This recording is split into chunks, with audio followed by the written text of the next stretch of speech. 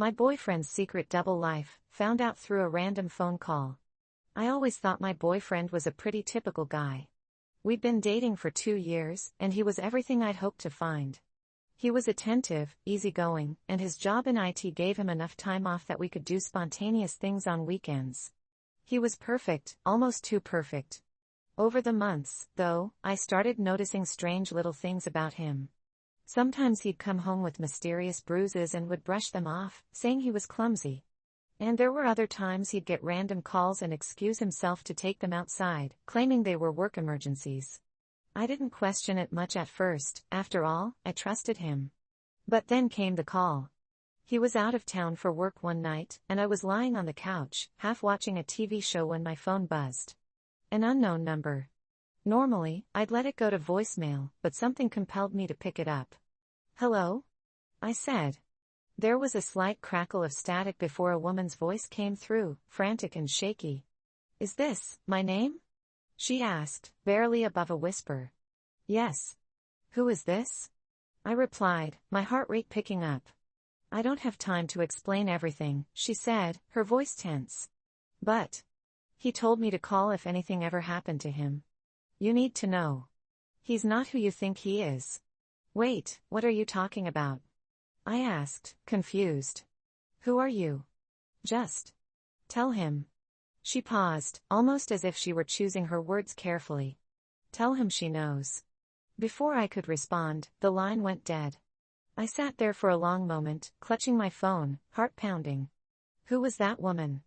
And what did she mean by "tell him she knows"? The night dragged on, my mind racing with questions. The next day, he came back, looking as composed as ever. I didn't bring up the call right away, but something inside me felt different. I started paying closer attention to the little things, the odd receipts, the mysterious key he kept hidden, the long drives out of town. A few days later, when he was at work, curiosity got the better of me. I started snooping around his apartment, searching for anything that might explain that call. In the back of his closet, I found a small, battered box. Inside was a burner phone. My fingers tingled as I powered it on, hoping it was just a work phone or some old device he forgot to throw out. But when I looked through the texts, my stomach dropped. The phone was filled with messages from unknown numbers, written in a mixture of strange codes and phrases that I couldn't understand. They read like a cross between military jargon and cryptic riddles. Most were one-liners, like "mission confirmed. Meet at drop point B." But some seemed darker. One message simply read, "Neutralize if discovered." My hands shook as I flipped through the phone. Who was my boyfriend, really?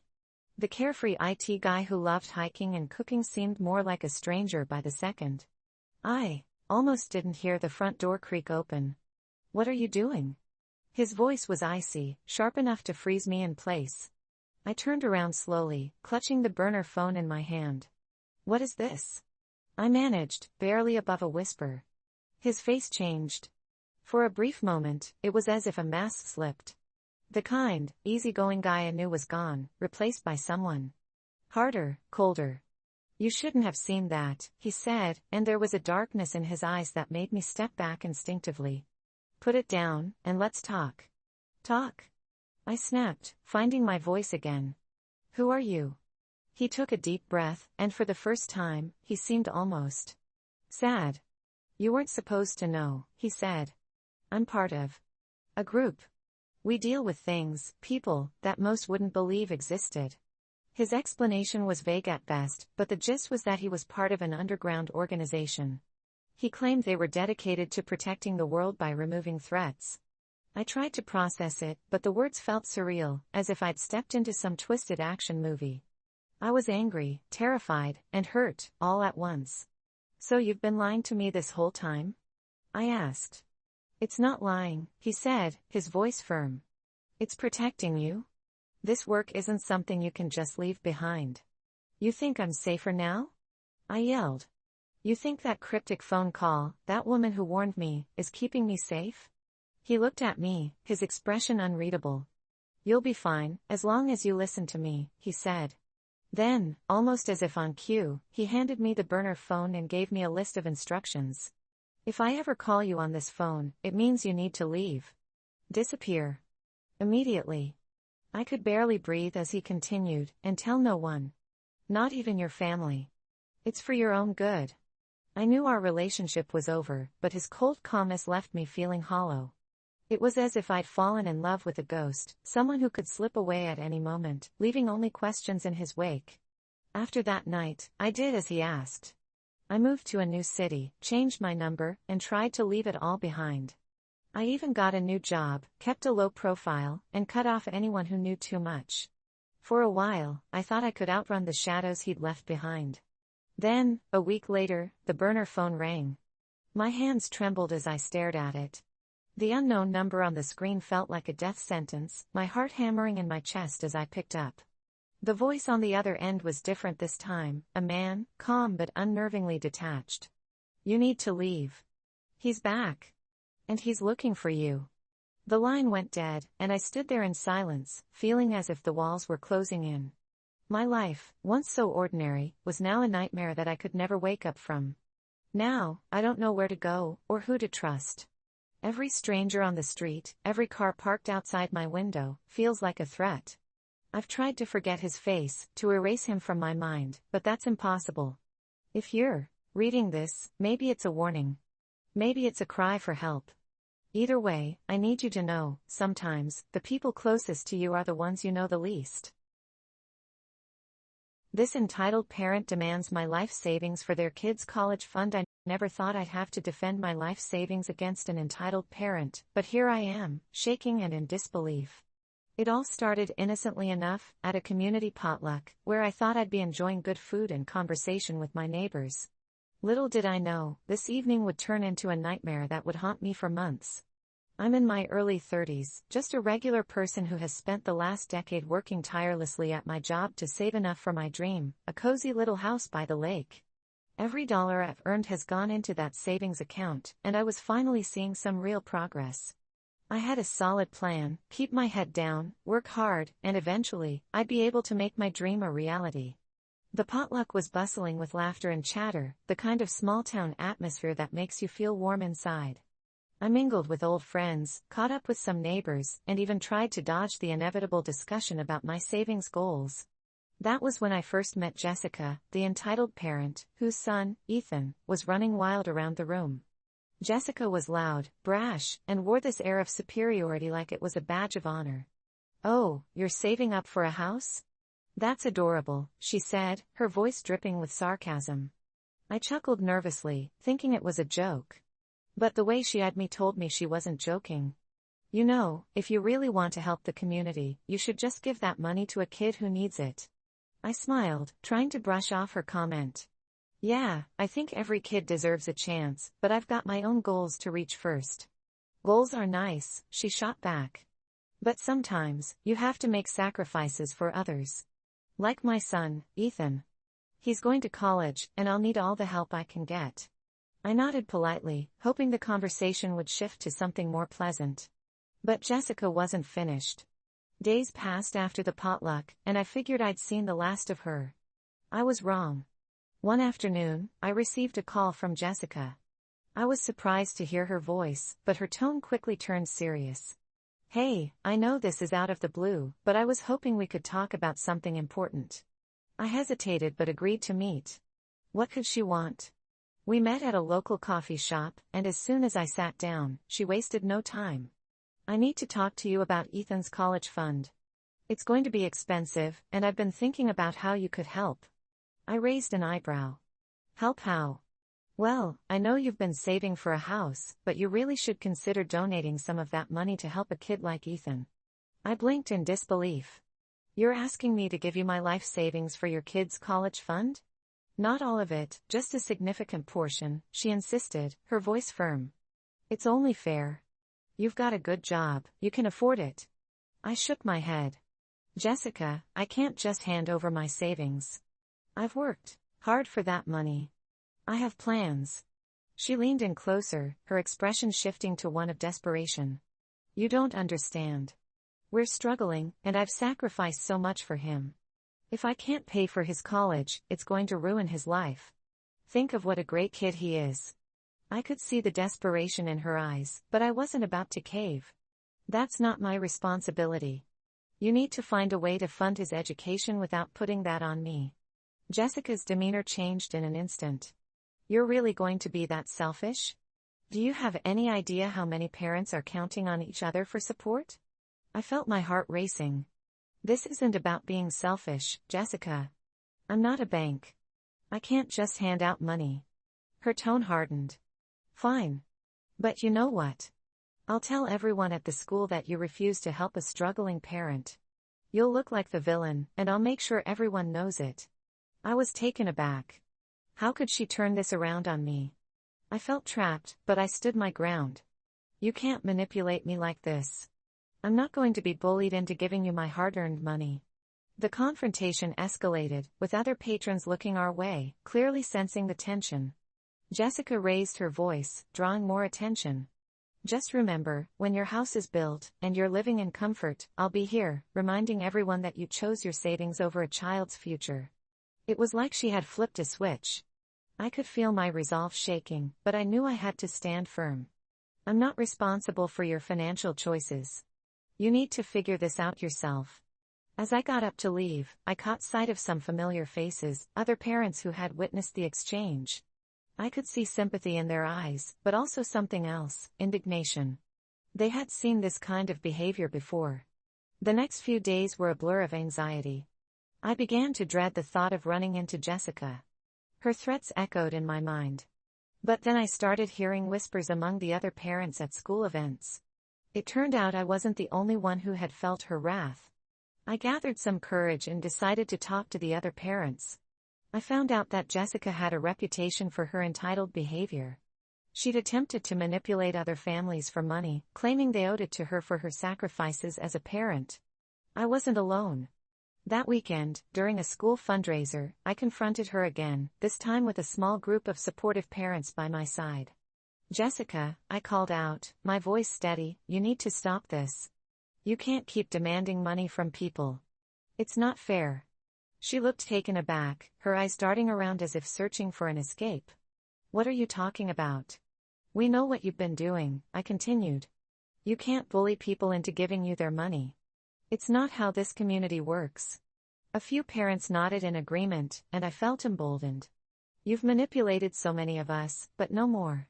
We're standing together on this. The room fell silent. Jessica's face turned red with anger and embarrassment. You think you can just gang up on me?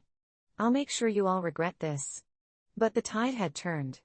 The other parents rallied behind me, sharing their own experiences with Jessica.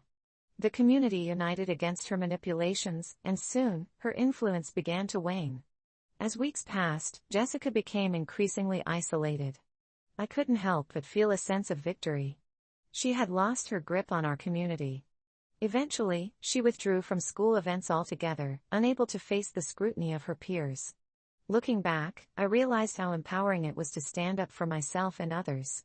The experience changed my outlook on life and the importance of community support. I learned that it's essential to defend what's yours and not let anyone take advantage of you. And while the incident left me shaken, it also instilled a sense of resilience I hadn't known I had. Jessica's entitled demands would always haunt me, but I emerged stronger from the ordeal, ready to continue my journey toward my dreams, this time without fear. I suppose the moral of the story is this: be careful who you share your dreams with, because some people are more than willing to try and take them from you. Caught my best friend gossiping about my relationship. What should I do? I never thought I'd find myself in this situation, but life has a funny way of throwing curveballs when you least expect them. It all started on a regular Saturday afternoon, the kind where you feel the sun warming your skin and the air smells like fresh flowers. I was excited to meet up with my best friend, Sarah, at our favorite cafe to catch up and enjoy some coffee. Little did I know, I was about to uncover a betrayal that would shake our friendship to its core. Sarah and I had been inseparable since high school. We shared everything, secrets, dreams, and even heartbreaks. I had always trusted her with my life, and she was the first person I turned to when I started dating Alex, the love of my life. Our relationship had been a whirlwind romance, filled with laughter and unforgettable moments, and I couldn't wait to share every detail with Sarah. As I arrived at the cafe, I noticed Sarah sitting at our usual table, her phone in hand, deep in conversation with someone. I waved hello and settled into my seat, ready to share all the latest news about my relationship. But as I sat there, sipping my coffee and watching her talk, I couldn't help but notice her expression shift. She laughed at something on the phone, and a chill ran down my spine. When she finally hung up, I could barely contain my excitement. "Hey, you won't believe what happened last night. Alex took me to this amazing restaurant, but before I could finish, Sarah cut me off." "Oh, I already heard about it. You know, I was just talking to Emily, and she had some interesting things to say about you and Alex." My stomach dropped.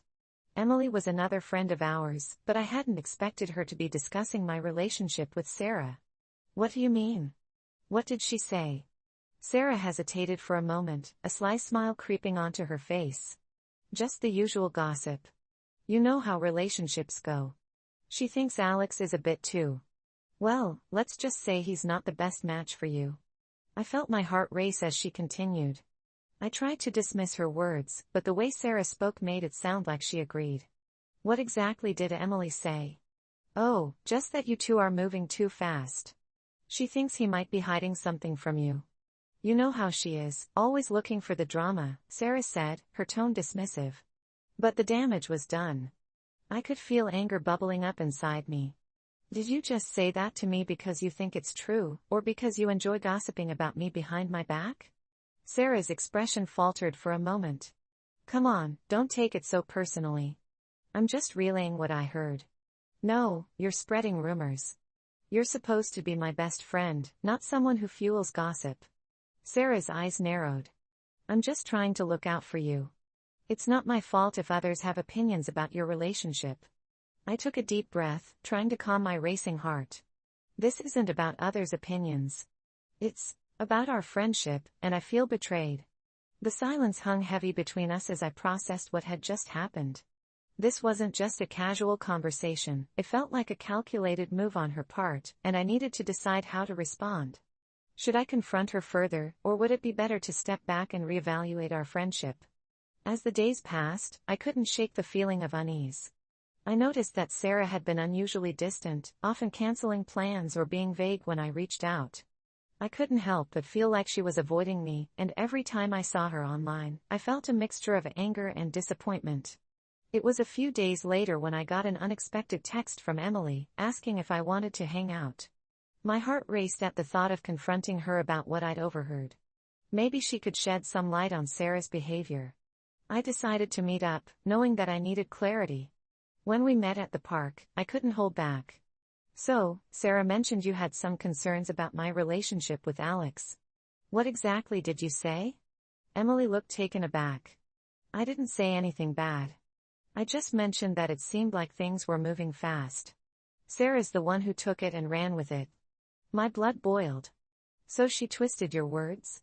She's been gossiping about me?" Emily nodded, her expression turning serious. "Honestly, I don't understand why she's acting like this. I thought she'd be happy for you. It sounds like she's projecting her own issues onto your relationship." That struck a nerve. I had always known that Sarah had a habit of being jealous, especially when I was happy. It seemed like my relationship with Alex had brought out the worst in her. This isn't just about a casual comment anymore. It feels like she's trying to sabotage my happiness, Emily sighed. "You have to decide what's more important to you, her friendship or your relationship with Alex. It sounds like she's not being a true friend." I left the park feeling conflicted. I loved Sarah like a sister, but I couldn't ignore the betrayal. I needed to address this head-on. That evening, I called Sarah and asked to meet up. "We need to talk," I said, my voice steady despite the turmoil inside me. She arrived looking defensive, arms crossed, and I knew this was going to be difficult. "What's this about? I can't pretend like everything is fine. I heard that you've been gossiping about me and my relationship," I said, my tone firm. "Why would you do that?" Her eyes narrowed, and she opened her mouth to protest, but I held up a hand to stop her. "I want you to be honest. Are you jealous of my happiness? Because it certainly feels like it."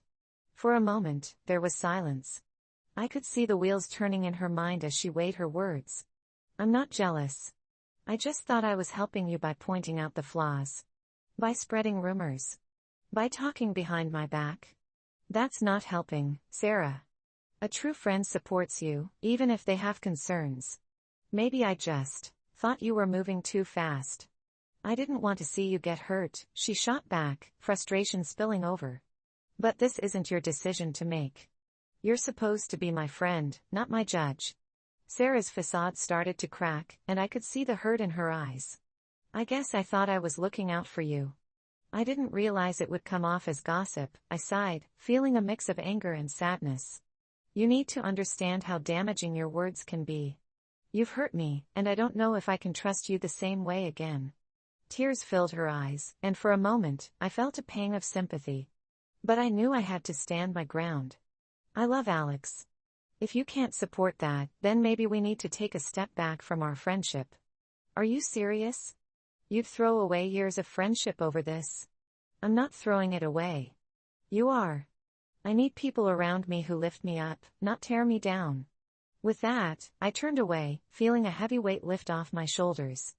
I needed to focus on what mattered most, my relationship with Alex and my own happiness. In the weeks that followed, I found a newfound sense of freedom. I spent more time with Alex, exploring our relationship without the shadow of gossip looming over me. It was refreshing, and I felt happier than I had in a long time. But Sarah wasn't entirely absent from my life. She reached out a few times, each time sounding more apologetic than the last. I'm sorry, she texted. I miss you. I found myself torn. I had valued our friendship for so long, but I couldn't ignore the betrayal. I took my time to respond, realizing that I needed to protect myself first. Finally, I decided to reach out. I sent her a message. I appreciate your apologies, but I need some time. I can't just forget what happened. Her response was understanding, albeit disappointed. I get it. I just hope we can find a way back to each other eventually. I hope so too, but I knew that trust takes time to rebuild. For now, I was content focusing on my relationship with Alex, and maybe, just maybe, I could learn to forgive Sarah in the future. As I settled into my life with Alex, I realized that sometimes, friendships change. It doesn't mean they're lost forever, it just means they need to be reevaluated. I was ready for whatever came next, confident in my choices and surrounded by people who genuinely supported me. And while I missed Sarah, I learned that protecting my happiness was the most important thing. After all, a real friend should be someone who stands by you, not someone who uses your life as fodder for gossip. My boss expects me to work on my wedding day. Should I quit? I never thought I'd face a dilemma like this. Should I quit my job to prioritize my wedding day? It all started innocently enough, with the excitement of planning the biggest day of my life. I had been engaged to Mark for about a year, and our wedding day was finally set for a beautiful Saturday in June. I envisioned everything, the flowers, the venue, the music. But as the day approached, I found myself tangled in a web of workplace expectations that threatened to overshadow my happiness. I had been working at a marketing firm for several years, and while I enjoyed the creative challenges, my boss, Mr. Thompson, was notorious for his rigid expectations. He believed that work should always come first, no matter the circumstances. I'd heard stories about colleagues being asked to put in extra hours during significant life events, but I had hoped he would be more understanding when it came to my wedding. As the wedding date drew closer, I decided to be proactive. I approached Mr. Thompson during a meeting, ready to lay out my plans. Hey, I just wanted to let you know that my wedding is coming up in a couple of weeks, I said, my heart racing a bit. I'll need the day off.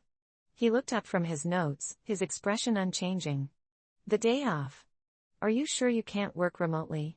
I blinked in surprise. Work remotely on my wedding day? I'd rather not. He frowned, crossing his arms. I can't afford to have you absent for a whole day. We're in the middle of a campaign, and your role is crucial. Can't you just push the wedding a day or two? My jaw dropped. Push the wedding? Mr. Thompson, this is a once-in-a-lifetime event. I can't just reschedule it for your convenience. He shrugged, his indifference palpable. Look, I understand this is important to you, but we're all making sacrifices here. If you can't work, maybe we need to talk about your commitment to this job. I felt a mix of anger and disbelief. You're seriously suggesting that I choose work over my wedding? This is my life we're talking about. His gaze hardened. Life goes on, Sarah. The company needs you, and if you're not willing to give your all, maybe you shouldn't be here. That was the moment everything shifted. I had always been dedicated to my job, but this felt like a line crossed. I left the office that day feeling like I had been hit by a truck. Was my job really more important than my happiness? The days leading up to the wedding were filled with a mix of excitement and anxiety. I couldn't stop thinking about what Mr. Thompson had said. I confided in my close friends and family, and they were horrified. You can't let him do this to you. It's your wedding day, for crying out loud. But the pressure from work was mounting. I had responsibilities that needed to be handled, and I knew my absence would be felt. I began to consider my options. Maybe I could work a few hours in the morning and still make it to the venue on time. Or perhaps I could check in during the reception, just to make sure everything was running smoothly. But deep down, I knew that would ruin the day for me. I didn't want to be distracted by emails or calls while I was trying to celebrate one of the happiest moments of my life. I wanted to be present, to enjoy every second without the weight of work hanging over me. As the wedding day approached, I was torn. I felt a sense of loyalty to my job, but it was clear that Mr. Thompson didn't feel the same. The realization hit me hard: if my boss couldn't support me on a day as monumental as my wedding, what kind of work environment was I really in? Finally, the night before the wedding, I was laying in bed, unable to sleep. I thought about the commitment I was making to Mark, the life we were building together, and how I wanted to start that life without the shadow of work looming over us. I pulled out my phone and began typing an email to Mr. Thompson. Subject: Wedding Day Request. Dear Mr. Thompson, I appreciate the importance of my role and the responsibilities I have at the company. However, I need to emphasize that my wedding day is a significant event in my life, and I will not be available to work. I hope you can understand my position. Best, Sarah. I hit send, feeling a rush of relief. I had made my decision. I didn't want to work for someone who couldn't respect my personal life. The next morning, I woke up with a sense of calm. I married Mark in a beautiful ceremony surrounded by family and friends, feeling nothing but joy and love. Every moment was perfect. I didn't think about work once. But as the evening wore on, I checked my phone and saw a reply from Mr. Thompson. It read, "If you can't make it to work tomorrow, then I'll have to consider your future here." My heart sank. I had taken a stand for myself, but now it seemed I was facing the consequences. I looked at Mark, who could see the worry on my face. "What's wrong?" he asked. "Mr. Thompson just responded to my email," I said, my voice trembling. "He's threatening my job if I don't come in tomorrow." Mark frowned. "Sarah, you deserve to enjoy your wedding without this stress. You shouldn't have to choose between your job and your happiness." I took a deep breath, realizing that he was right. I had already made my decision. I wanted to prioritize my life outside of work. "You're right. Maybe this is the sign I need to reevaluate everything." After our honeymoon, I returned to work with a newfound perspective. I called a meeting with Mr. Thompson, determined to have a frank conversation. "I need to discuss my position here," I said, sitting across from him in his office. "What's there to discuss?" "You're clearly not committed," he replied, dismissively. I took a breath, steadying myself. "I want to talk about what it means to be committed to this job. I've realized that I value my personal life more than I thought. If that doesn't align with your expectations, then maybe it's time for me to move on." He looked surprised, but I could see he was also angry. "You're making a mistake. You're throwing away a great career for a day that's already passed." "Maybe," I replied. "But I don't want to work for someone who thinks my wedding day isn't important. If that's the culture here, I'd rather not be a part of it." As I left his office, I felt lighter, as if a weight had been lifted. I knew I had made the right choice. I spent the following weeks job hunting, and when I finally landed an offer at a company that valued work-life balance, I felt a surge of relief. It wasn't easy to leave my old job, but the experience taught me an invaluable lesson. I learned that it's crucial to stand up for yourself and to prioritize what truly matters. On my wedding day, I didn't just commit to Mark, I committed to living my life authentically, free from the constraints of an unsupportive job. Now, as I look forward to building a future with my husband, I'm also excited about the new career path I've chosen, one that respects my life outside of work. I've learned that sometimes, you have to take risks and make difficult choices to truly find happiness. And if that means quitting a job that doesn't value me, then so be it. Life is too short to sacrifice your joy for someone else's expectations. My husband's family expects me to pay for their lavish vacation. I never imagined that marrying Mark would lead me to a confrontation with his entire family over a lavish vacation. My name is Sarah, and before meeting Mark, I lived a simple life, filled with small joys and modest aspirations. Growing up in a working-class family, money was always tight, and I learned early on the value of hard work. I was thrilled when Mark proposed.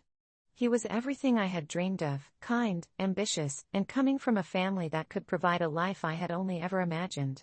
But what I didn't realize was that marrying into his wealthy family would come with strings attached, strings that would soon tie me into a knot I couldn't easily untangle.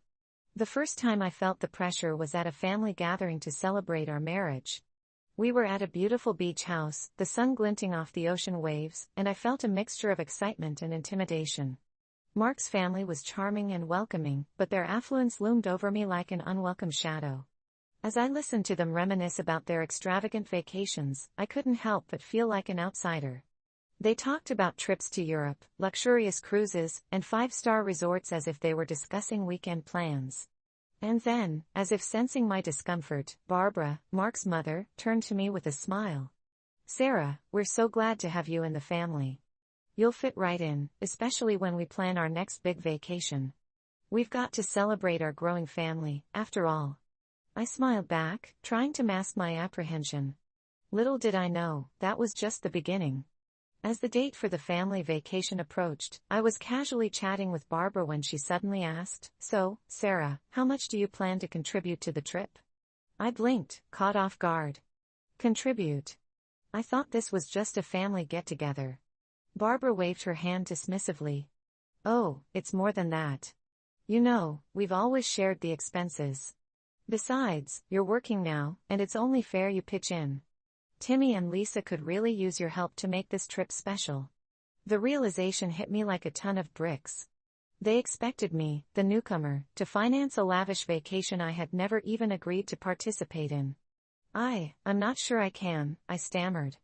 "My job pays okay, but I have bills to pay, too." Barbara frowned, and the conversation ended awkwardly. But I couldn't shake the feeling that my reluctance to contribute was setting me up as the black sheep of the family. In the days leading up to the vacation, the pressure intensified.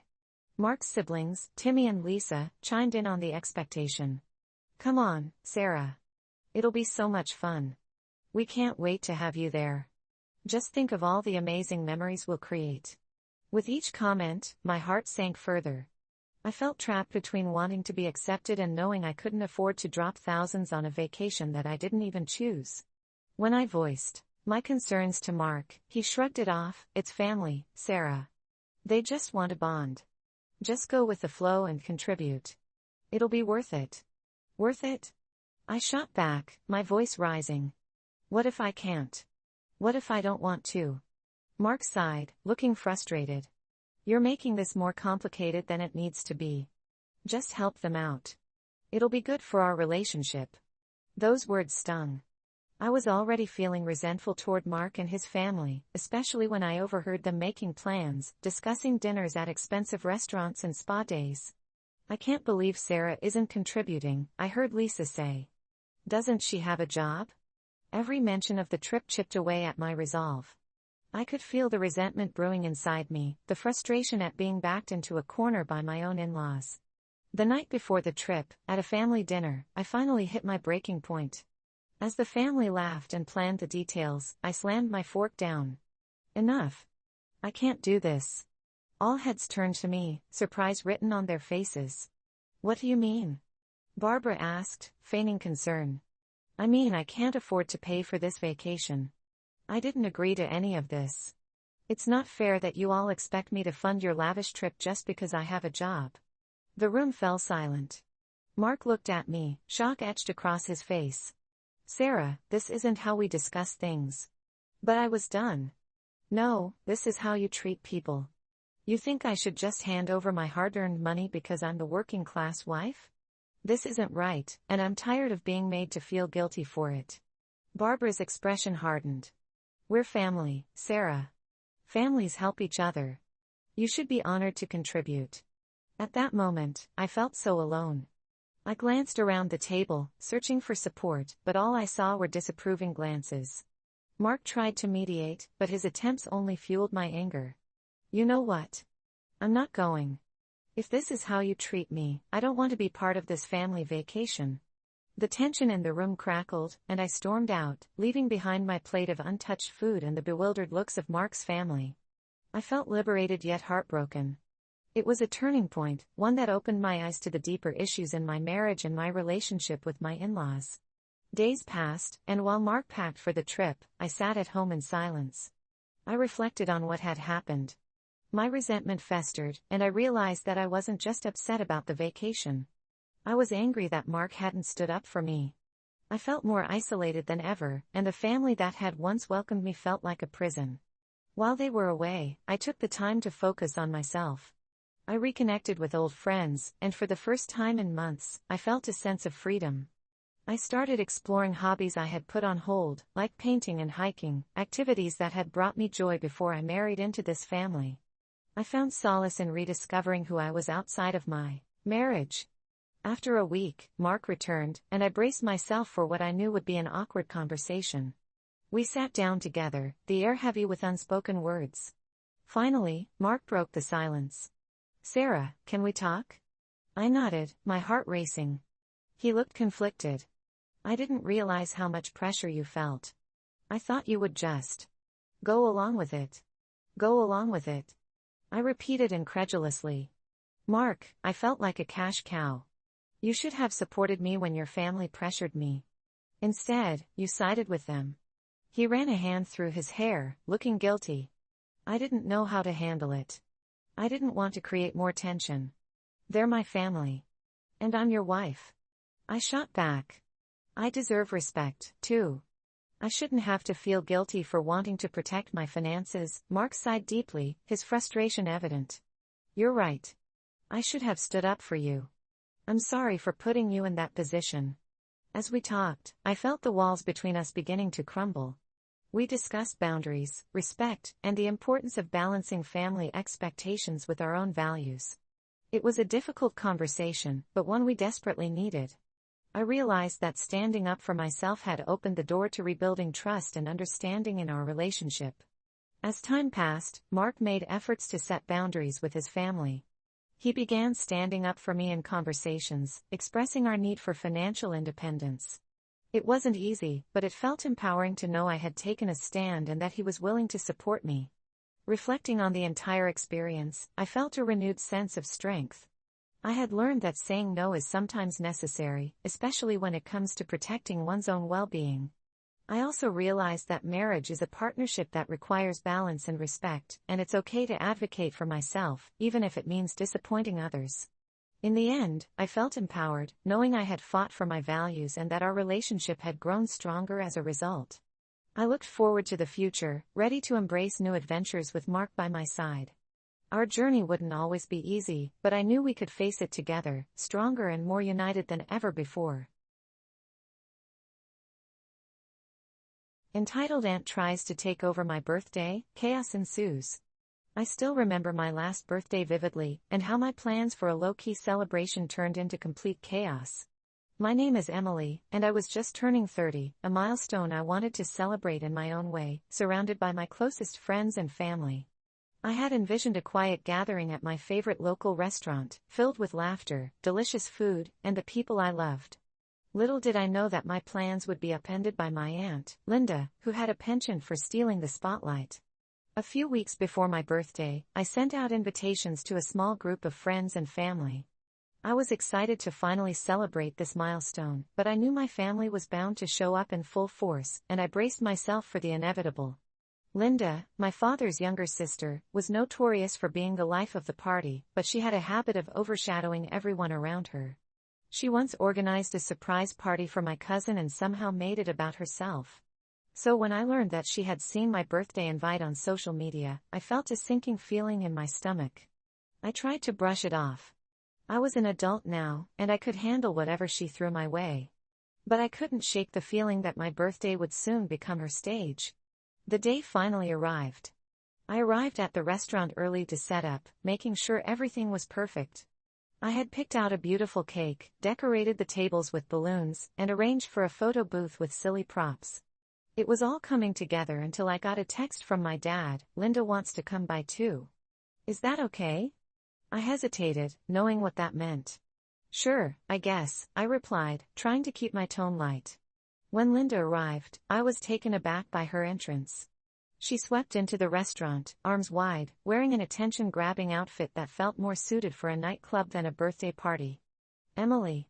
Happy birthday, sweetheart," she exclaimed, hugging me tightly. I forced a smile, trying to ignore the fact that she had already stolen my thunder. As the party began, I watched in horror as Linda took it upon herself to start rearranging my carefully planned seating arrangements. "Why don't we all sit over here? It'll be more fun," she declared, moving chairs around without consulting anyone. I felt the tension in the room rising as my friends exchanged puzzled glances. The chaos escalated when Linda decided to commandeer the microphone the restaurant provided for special occasions. "I have a little surprise for Emily," she announced, completely ignoring my earlier insistence on a low-key celebration. "We're going to play some games." Before I could protest, she launched into a game that involved everyone sharing embarrassing stories about me. I felt my face flush as my friends eagerly shared their favorite moments, while Linda added her own exaggerated tales from my childhood, turning innocent moments into laughable anecdotes that made me cringe. "Remember that time Emily thought she could sing and performed at the school talent show? I thought I was going to die of embarrassment." She cackled, her laughter ringing in my ears. My friends joined in, and I could feel myself shrinking in my seat, wishing the ground would swallow me whole. Just when I thought it couldn't get any worse, Linda revealed that she had also invited her friends without telling me. Suddenly, I was surrounded by strangers, and my intimate celebration turned into a full-blown party that felt entirely out of control. "Let's take a group picture," she shouted, corralling everyone into a massive group shot. I stood at the edge, feeling like a ghost at my own party. My friends tried to include me, but Linda stood in front, arms wide, stealing the frame once again. As the night went on, I felt my frustration boiling over. I had worked hard to create an enjoyable, personal atmosphere, and now it felt like a circus. I finally pulled Linda aside, trying to keep my voice steady. "Can we talk for a minute?" "What's up, birthday girl?" she said, a grin plastered on her face, oblivious to my distress. "I appreciate your enthusiasm, but this is supposed to be my birthday party, not a celebration of you. I wanted something low-key, and I'm feeling a bit overwhelmed."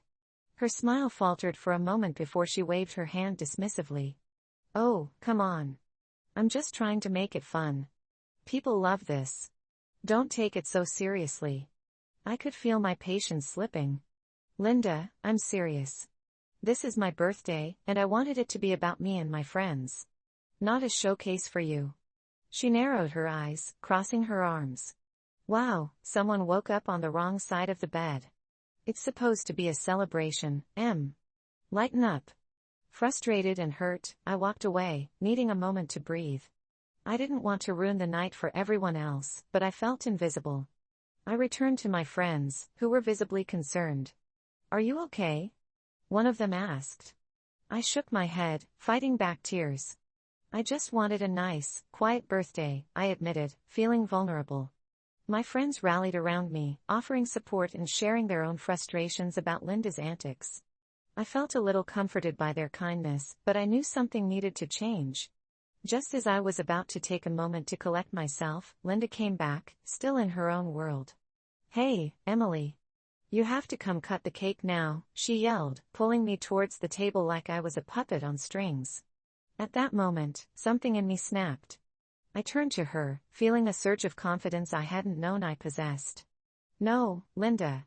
I'm not going to cut the cake until you stop trying to turn this into your party. I want my moment." The room fell silent.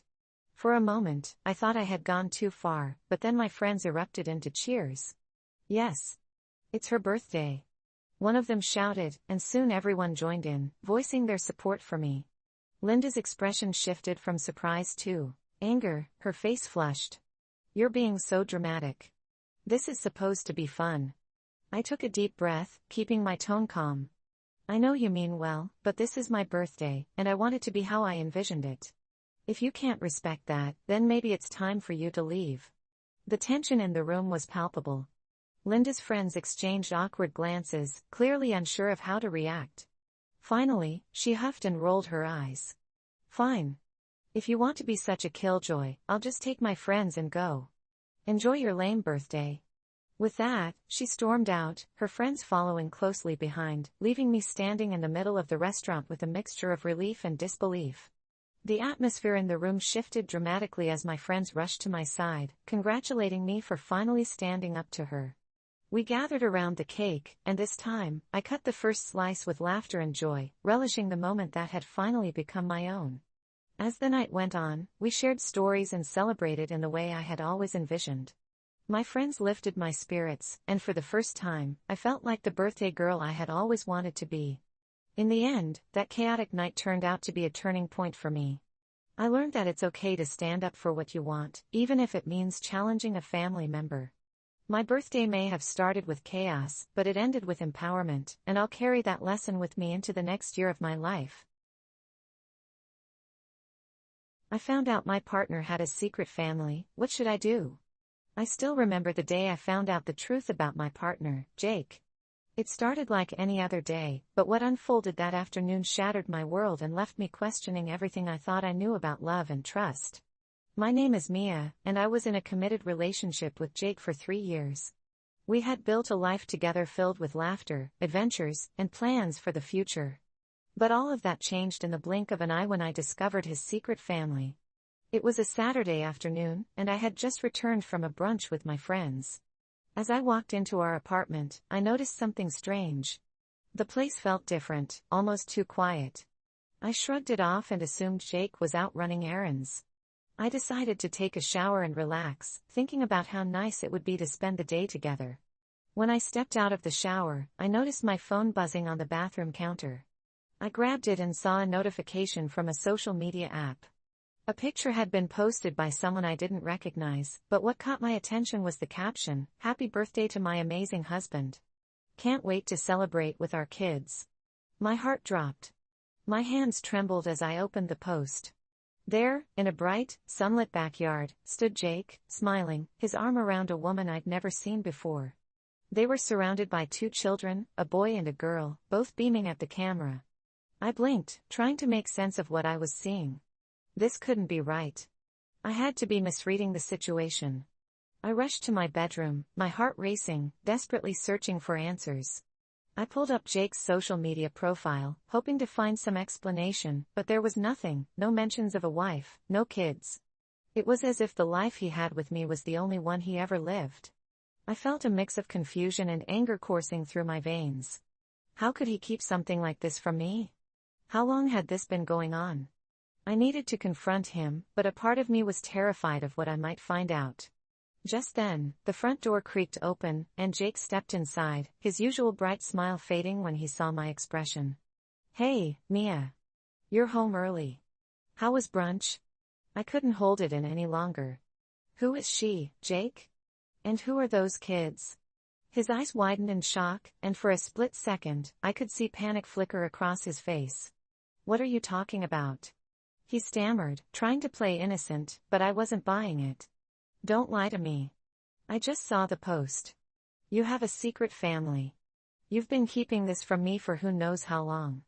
The room was thick with tension, and I watched as he struggled to find the right words.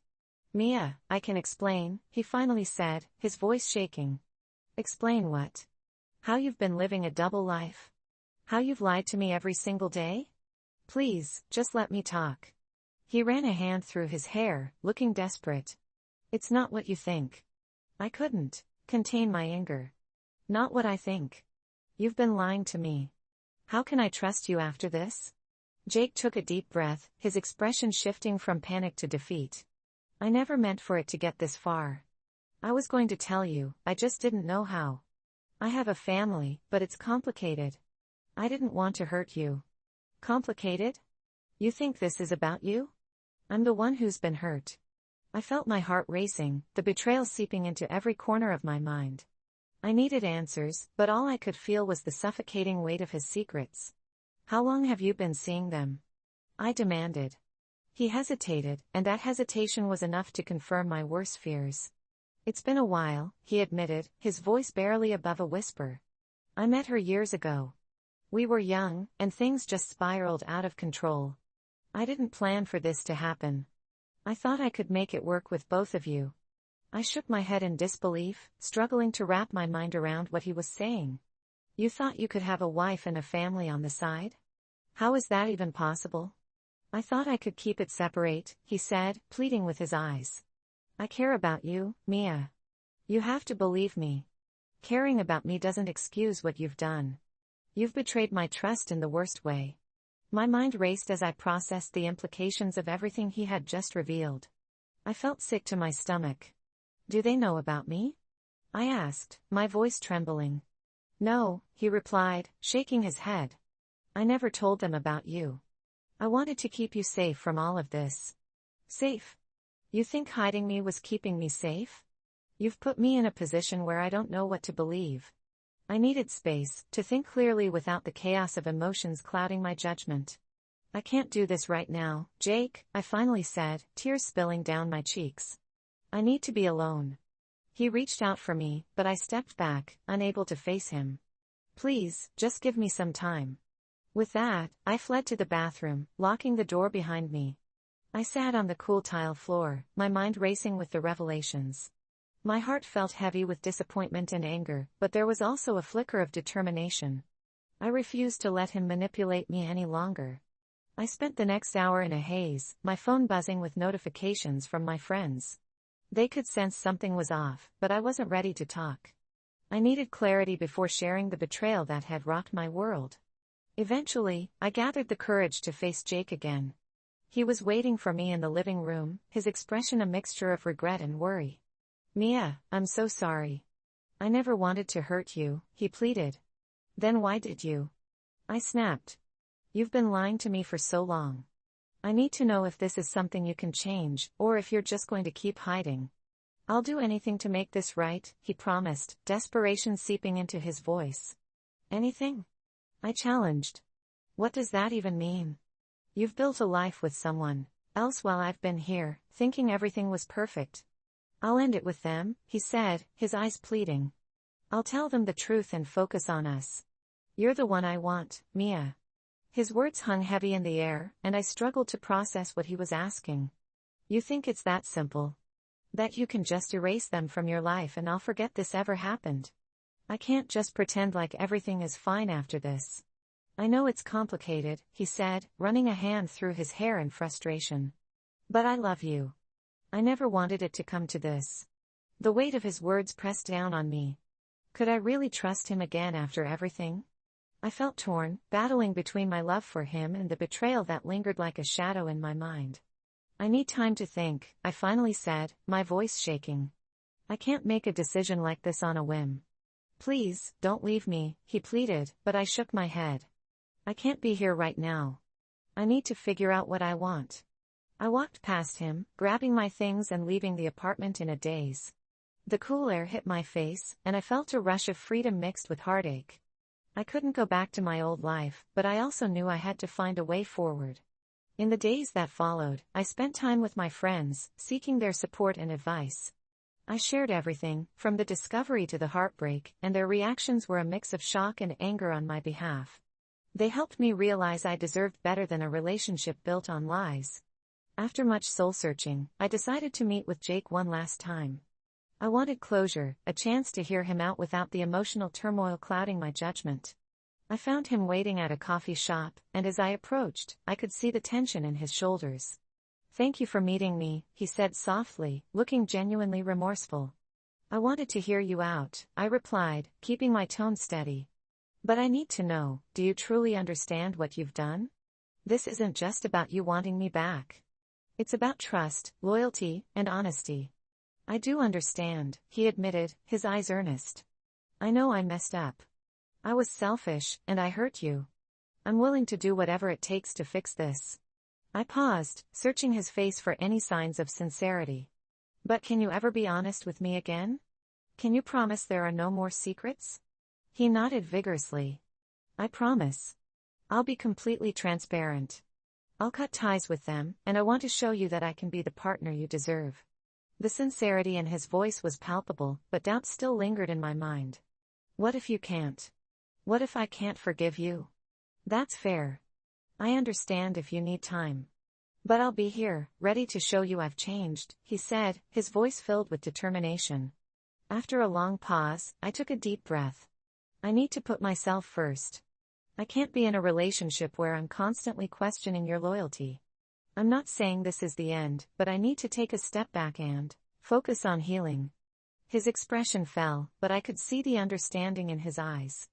I get it. I'll respect your decision. Just know that I'm sorry for everything, and I'm willing to fight for you. With that, I left the coffee shop, my heart heavy but hopeful. I knew it would be a long road ahead, but I was ready to prioritize my happiness and self-worth. I had learned the hard way that love couldn't thrive in the shadows of secrets, and it was time to reclaim my life. The journey of healing wouldn't be easy, but I was determined to embrace whatever came next. I owed it to myself to seek a future filled with trust, love, and authenticity, something I had almost lost in the chaos of betrayal.